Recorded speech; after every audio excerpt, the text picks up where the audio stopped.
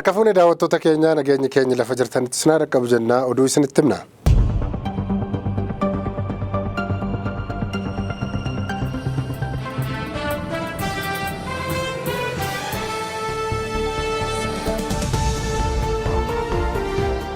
Barattoota qormaata biyyaalessaa kutaa 12ffaa barana qormaata fudhatan 600 fi 84,205 keessaa 36 fi 409 qormaata darbaniiru jedhe Ministeerri Barnootaa Itoophiyaa. Barattoota qormaata biyyaalessaa kutaa 12ffaa fudhatan keessaa barattoonni 36 fi 409 yookaan dhibbentaan 5 qabxii 4 darbu Ministeerri Barnootaa beeksise. Ministeerri Barnootaa Profeesar Biraanuu Naggaan firii qormaata biyyaalessaa kutaa 12ffaa akka lakkoofsa Habashaa kan bara 2016 ilaalchisuun ibsa miidiyaaleef kennaniin barattoota qormaaticha fudhachuuf galmaan 700 fi 1,749 keessaa barattoonni 1,600 fi 84 fi 205 qormaata fudhachuu kaasaniiru.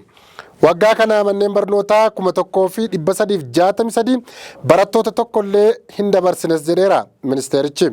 Barattoota qormaata kutaa 12ffaa fudhatan firii qormaata isaanii halkan sa'a 6 kaasee karaa toora weebsaayitii ministeerichaa seenuun ilaallachuu akka danda'anis Ministeerri Barnootaa ibseera.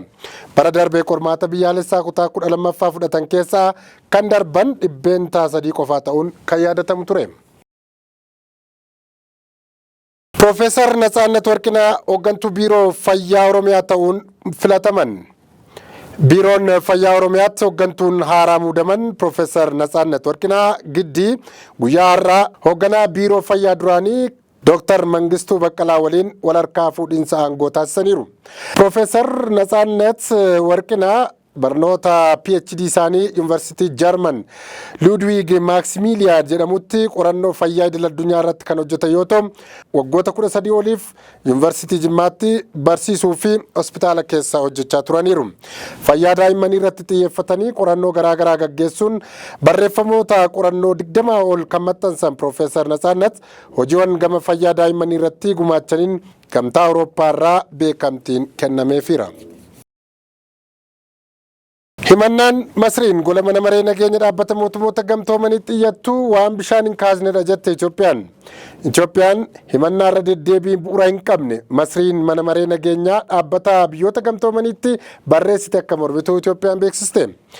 Xalayaa Ministeerri Dhimma Alaa Itoophiyaa mana maree nageenya dhaabbata biyyoota gamtoomanii barreesseen Masriin waan hin jirre uumtee maqaa Itoophiyaa xureessuu yaalaa jirti jedhe. Masriin adeemsa diinummaa fi fedhii hin amansiisne dhaabuun qajeeltowwan seera idil addunyaa hordofuu qabdi jedheera. Xalayaan Ministeerri Dhimma Alaa Itoophiyaa baase. Masriin xalayaa fulbaana 1 bara 2024 golichatti barreessiteen sababii hidha haaromsaan qooda bishaan ishee mirkaneessuudhaaf tarkaanfii barbaachisu fudhachuudhaaf mirga qaba jettee turte. Ergasii booda ture Itoophiyaan xalayaa deebii kanaaf fulbaana gaafa 6 bara 2024 barreessiteen Masriif deebii kan kennite. Biyyoonni lamaan ijaarsa laga Abbayyaa irratti kan Itoophiyaan ijaartuun waggoota 10 oliif muddama keessa seenaniiru. Masriin hidha haaromsa Itoophiyaan xumuraa jirtu hamma bishaanii na duraa xiqqeessa jechuun ibsiti. Itoophiyaan bishaan gahaan ibsaa maddisiisee gadi akka yaa'udha kan isheen himtu. Kana dura gamtaa Afrikaa dhaabbata mootummoota gamtoomanii fi marii waloo fi kaaniin muddamni gidduu isaanii furuuf yaaliin taasifame ijaan godhanne. Waggaa baranaa muddee keessas Masriin marii biyyoota Sudaan dabalatee taasifamaa ture keessatti ifatti obbaasuu ibsiteetti. Mariin kunneen akka gufatu kan godhe Masriidha jechuun ammoo Itoophiyaan ni komatti.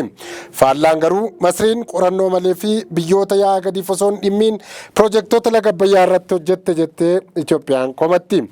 Dubbii Ministeerri Muummee Masrii dubbatan jette dabalatee Masriin waliigaltee bara koloniitti cichiteetti jechuun Itoophiyaan irra deebiin himatteetti.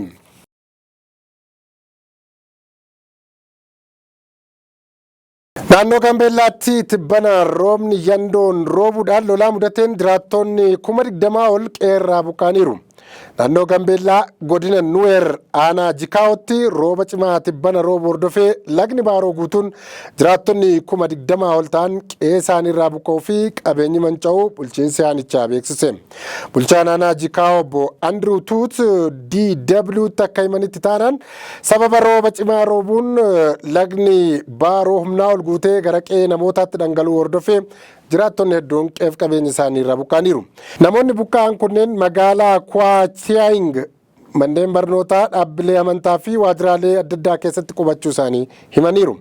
Itti gaafatamaan waajjira hooggansa sodaa balaa naannoo Gambeellaa obbo Gaadbeel Muun buqqaatota kanneenii fi deeggarsa dhiyeessaa jirra jechuun himan.